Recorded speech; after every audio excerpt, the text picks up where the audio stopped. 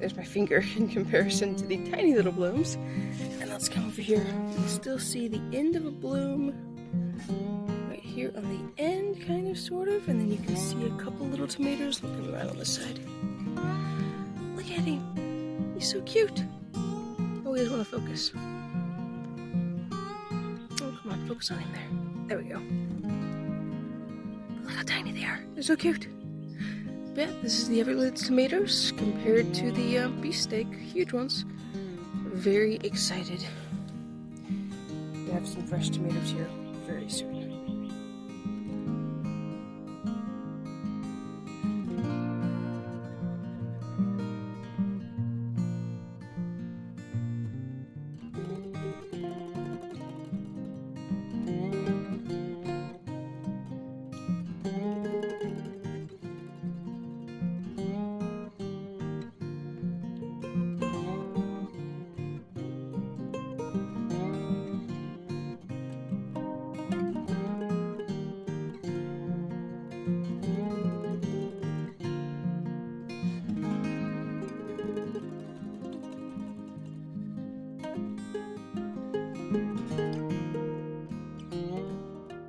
The Everglades tomatoes have taken over this bed. The only one that's kind of behaving itself is this little guy.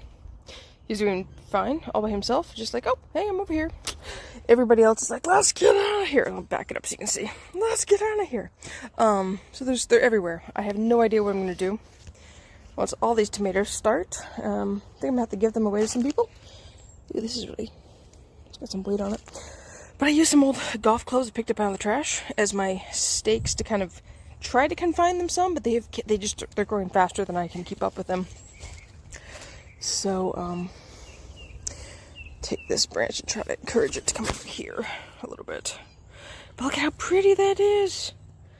Some nice Everglades tomato flowers here in January in Florida. I haven't gotten any actual tomatoes yet on these plants.